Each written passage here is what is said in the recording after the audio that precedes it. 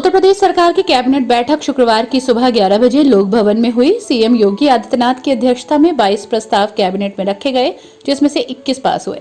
UP सरकार की पहली खेल नीति को मंजूरी मिली है और अब उत्तर प्रदेश खेल प्राधिकरण बनेगा। 465 करोड़ से अयोध्या की सड़कों को चौड़ा करने का प्रस्ताव भी पास हुआ है। उत्तर प्रदेश सरकार ने स्कैप पॉलिसी 2023-24 को मंजूरी दे दी है। बैठक के बाद कैबिनेट मंत्री योगेंद्र उपाध्याय ने बताया कि 4 निजी विश्वविद्यालयों के प्रस्ताव पास हुए हैं। शाहजहांपुर में वरुण अर्जुन विश्वविद्यालय, लखनऊ में टीएस मिश्रा विश्वविद्यालय, आगरा में फारूक हुसैन विश्वविद्यालय और बिजनौर में विवेक विश्वविद्यालय के प्रस्ताव 2 साल के लिए पास हुए हैं।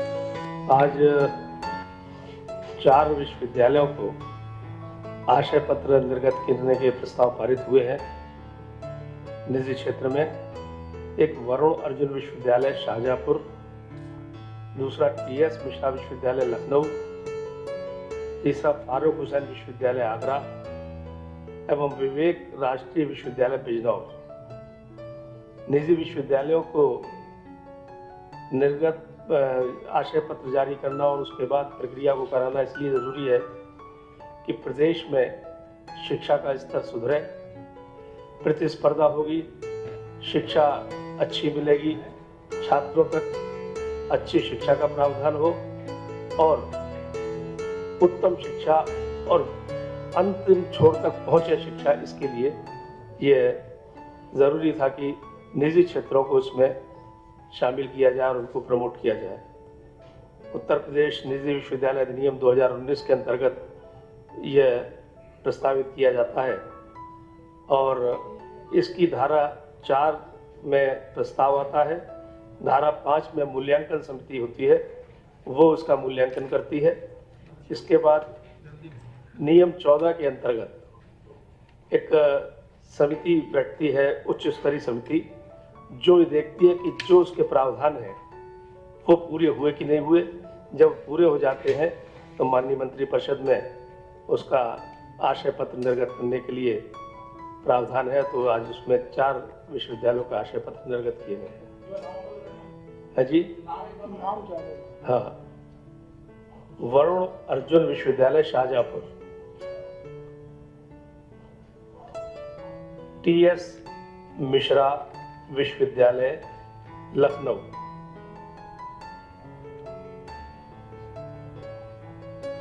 फारूक हुसैन विश्वविद्यालय आगरा,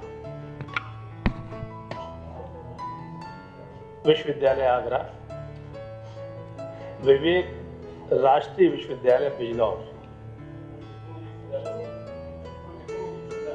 अभी आशय पत्र हुए, अभी हुए नहीं है। आशय पत्र के बाद जो अन्य फॉर्मेलिटीज होती हैं उन्हें 2 साल के अंदर पूरी करनी होती है। अगर 2 साल के अंदर पूरी नहीं करेंगे तो आशय पत्र निरस्त हो जाएगा। अयोध्या में इंफ्रास्ट्रक्चर विकास के लिए कई प्रस्ताव पास हुए हैं। अयोध्या में 65 करोड़ से 2 नई सड़क बनेंगी। पंचकोसी परिक्रमा मार्ग का चौड़ीकरण और विस्तार होगा, इसके लिए 200 करोड़ पास किए गए हैं। अयोध्या में डेवलपमेंट के लिए कुल 465 करोड़ पास किए गए हैं। 3 प्रस्ताव पास किए गए हैं। निकाय चुनाव पर आयोग ने पिछड़ा वर्ग आरक्षण पर सीएम योगी आदित्यनाथ को अपनी रिपोर्ट सौंपी है।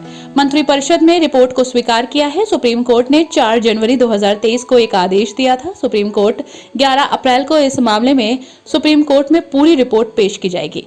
इसके बाद सुप्रीम कोर्ट अपना आदेश देगा और उसके बाद आगे चुनाव पर फैसला किया जाएगा।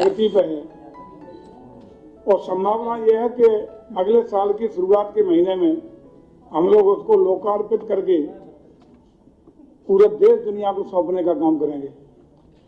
अब उसी परिप्रेक्ष्य में ये संभावना है, आज जिस तरीके से पर्यटकों का, श्रद्धालुओं का वहाँ आगमन बढ़ा है और जैसे ही राम मंदिर का लोकार्पण होगा, गुणात्मक रूप से वहाँ पर श्रद्धालुओं का आगमन होगा और निश्चित रूप से श्रद्धालुओं के जन सुविधाओं के लिए, उनके आवागमन के लिए, उनको कोई कष्ट तकलीफ न हो, हम लोगों को इंफ्रास्ट्रक्चर डेवलपमेंट का कार्य भी साथ ही साथ कराने की आवश्यकता प्रदेश सरकार ने महसूस की और उसी के दृष्टिगत आज की कैबिनेट में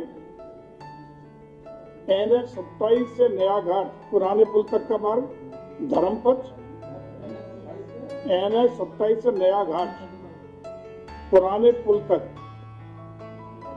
मार्ग, धर्मपथ, अन्य जिला मार्ग है ये। चैनल 0 से 2 तक ये 2 किलोमीटर के मार्ग के चौड़ीकरण और विस्तारीकरण कार्य की प्रशासन की वित्तीय स्वीकृति आज प्रदान की गई है। और विस्तारीकरण, चौड़ीकरण और विस्तारीकरण का कार्य किया जाएगा। ये 2 किलोमीटर के चौड़ीकरण और विस्तारीकरण के कार्य में लगभग 65 करोड़ रुपए का खर्चा आएगा। इसी प्रकार जनपद के ही अंतर्गत पंचकोसी परिक्रमा मार्ग के चैनल 0 से 10.775 तक के मध्य इसकी लंबाई है 9.025 किलोमीटर। इसको भी 4 लेन में चौड़ीकरण और विस्तारीकरण का कार्य कराया जाएगा। इसके लिए 200 करोड़ रुपए का प्रावधान किया गया है। वहां अयोध्या में ही 14 कोसी परिक्रमा मार्ग चैनल 0 से 25.393 किलोमीटर के मध्य इसकी कुल लंबाई है 23.943 किलोमीटर। इसका भी 4 लेन में परिवर्तित करने का चौड़ीकरण का कार्य और विस्तारीकरण का कार्य की स्वीकृति प्रदान की गई है। इसमें भी 200 करोड़ रुपए का प्रावधान प्रस्तावित है। जनपद, ये 3 काम जनपद अयोध्या के अंतर्गत अयोध्या नगरी के आसपास के हैं। चौथा जनपद रायबरेली में रायबरेली दलमऊ फतेहपुर मार्ग, रिपीट करूं क्या? रायबरेली दलमऊ फतेहपुर मार्ग ये राज्य मार्ग है। तो 465 करोड़ 200 के 2 मार्ग हैं और 65 करोड़ का 1 मार्ग है। 65 जी 465 टोटल। जनपद रायबरेली में जब मैं कर रहा था, रिपीट कर दे रहा हूँ, रायबरेली दलमऊ फतेहपुर मार्ग ये राजमार्ग है राज्य का 13A। इसके किलोमीटर 4.350 से 5.050 लगभग 700 मीटर को 4 लेन में परिवर्तित करने का काम होगा। और ये खास रूप से वहां पे जो एम्स का निर्माण हो रहा है उसको कनेक्टिविटी देने के लिए व्यवस्था की गई है। एम्स की कनेक्टिविटी 4 लेन से करी जाएगी।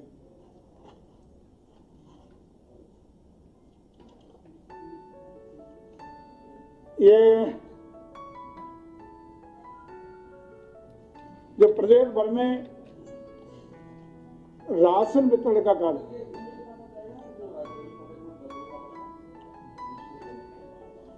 इसका पैसे का इसमें अलग से देखना पड़ेगा। लगभग 1 करोड़ रुपया पर किलोमीटर से कम नहीं आता।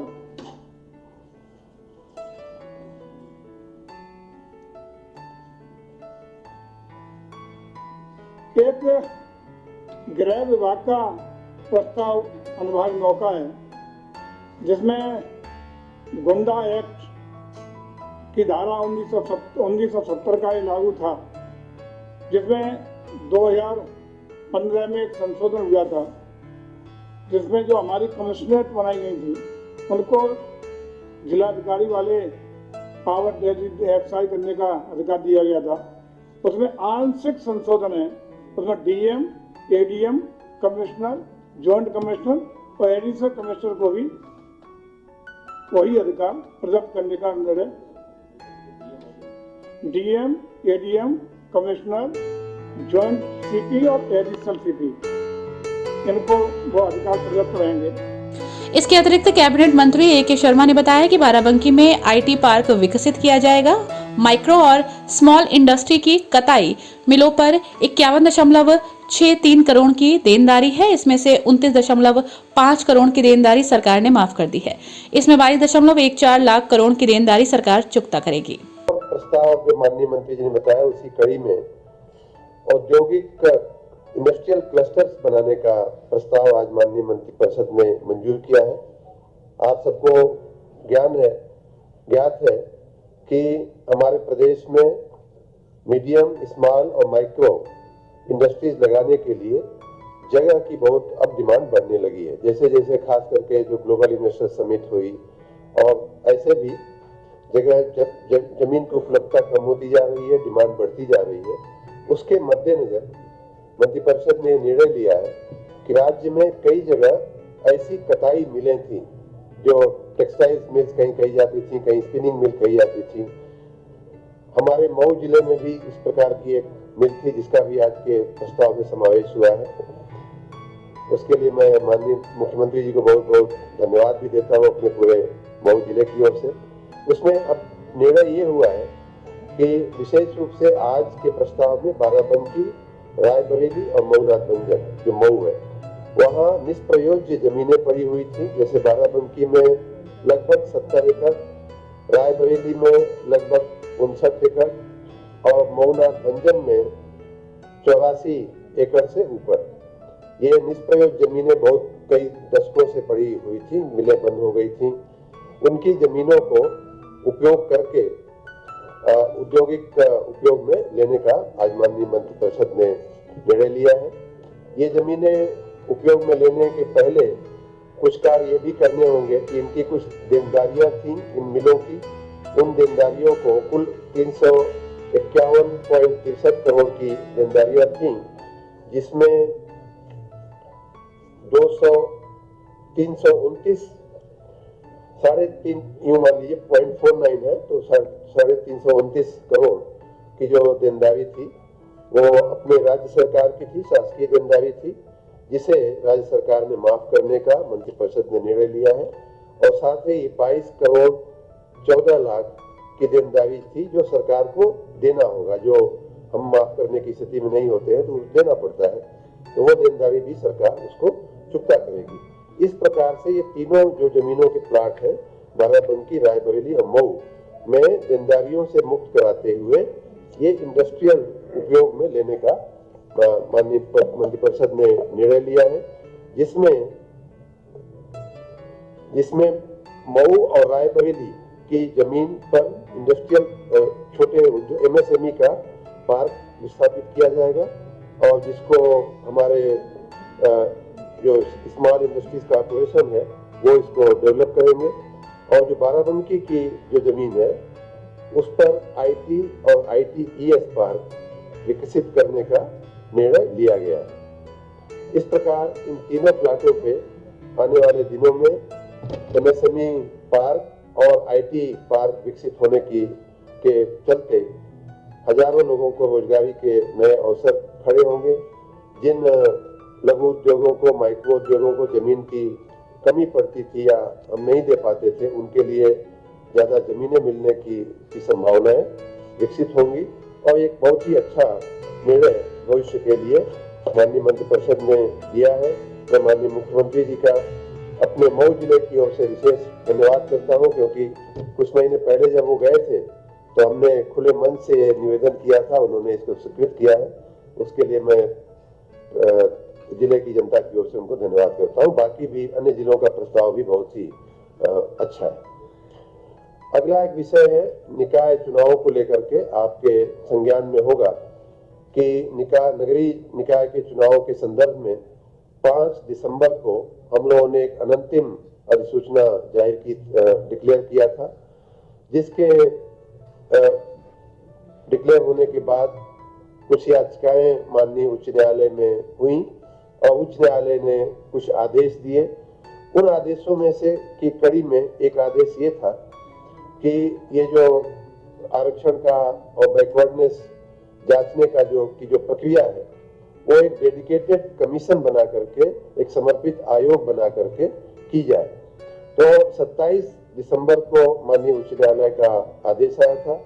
हम लोगों ने, माननीय मुख्यमंत्री जी ने और सरकार ने उसके तुरंत ही बाद 28 को ही नोटिफिकेशन करके एक 5 सदस्यीय समर्पित आयोग का स्थानीय निकाय राज्य उत्तर प्रदेश राज्य स्थानीय निकाय समर्पित पिछड़ा वर्ग आयोग बना दिया था, जिसके अध्यक्ष माननीय सेवानिवृत्त न्यायमूर्ति माननीय श्री राम अवतार सिंह जी थे और अन्य 5 सदस्य थे। कल उस आयोग की जो समय था वो 6 महीने का था, लेकिन माननीय मंत्रिपरिषद ने इस बात के लिए आयोग की प्रशंसा की है कि उस आयोग ने कल माननीय मुख्यमंत्री जी को अपनी रिपोर्ट सौंपी है। आधे से भी कम समय में उस माननीय आयोग ने माननीय मुख्यमंत्री जी को अपना रिपोर्ट सौंप दिया है। आपके संज्ञान में ये भी होगा और जिसे आज माननीय मंत्रिपरिषद ने उसको स्वीकार भी किया है। लेकिन आप सबके संज्ञान में होगा कि जब हाईकोर्ट का निर्णय आया था तो राज्य सरकार सुप्रीम कोर्ट कुछ बिंदुओं को लेकर के गई थी और सुप्रीम कोर्ट ने 4 जनवरी 2023 को एक निर्णय सुनाया था, जिसमें इस आयोग को आगे ले जाने की भी अनुमति दी गई थी और कहा गया था कि मार्च के पहले ये आयोग रिपोर्ट दे देगा, ऐसी उम्मीद है। और माननीय सर्वोच्च न्यायालय के उम्मीद के खरा उतरते हुए हम लोगों ने ये काम पूरा किया है, माननीय आयोग ने पूरा किया है।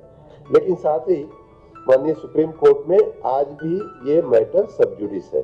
अगली इसकी जो हियरिंग है वो 11 अप्रैल को लगी हुई है, इसलिए हमें ये रिपोर्ट माननीय सर्वोच्च न्यायालय के समक्ष ले जानी होगी। माननीय सर्वोच्च न्यायालय को दिखाना होगा कि इस प्रकार की रिपोर्ट आई है और उनके माननीय सर्वोच्च न्यायालय के निर्देशों के मुताबिक या उसके अनुसार हम इसमें आगे बढ़ेंगे। 11 अप्रैल को पहले उसी समय जनवरी में ही सुप्रीम कोर्ट ने ये डेट डिक्लेयर कर दिया था। अगली the list the special leave petition on 11 अप्रैल 2023, ये उसी दिन के आदेश में लिखा हुआ है। उसके पहले ही हम सबमिट कर देंगे। 11 अप्रैल को तो अगली हियरिंग है, उसके पहले माननीय न्यायालय देख सकेगा, इसलिए हम 1-2 दिन में ही सबमिट करने का हमारा प्रयास है। जी, उसमें मार्गदर्शन या डायरेक्शन जो भी मिलना होगा हमें मिलेगा।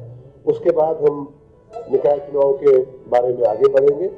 एक बात निश्चित है कि हमारी माननीय मंत्रिपरिषद, माननीय मुख्यमंत्री जी और हमारे पार्टी की सरकार ओबीसी को संपूर्ण रिजर्वेशन, पहले भी जो दिसंबर में जो अंतिम अधिसूचना डिक्लेयर की गई थी उसमें भी दिया गया था और अभी भी उसमें कहीं कोई दिक्कत आने की कोई स्थिति नहीं दिख रही है। संपूर्ण रिजर्वेशन के साथ हम माननीय सर्वोच्च न्यायालय के निर्देशों के मुताबिक हम चुनाव में आगे बढ़ेंगे। कैबिनेट ने मुफ्त राशन नीति के लिए एक नई एजेंसी का चयन किया है जो पूरा राशन उपलब्ध कराएगी। साथ ही गृह विभाग के प्रस्ताव में गुंडा एक्ट धारा 2 और धारा 6A की कार्रवाई डीएम, एडीएम, ज्वाइंट सीपी को दी गई है। एक प्रस्ताव ऐसा भी था जो कैबिनेट से पास नहीं हुआ। ये प्रस्ताव बेसिक शिक्षा विभाग का था। तय हुआ कि यूपी सरकार सिलेबस तय करने के बाद किताबें नए सिरे से छपवाएगी। ये किताबें 1ली से 5वीं कक्षा तक की है।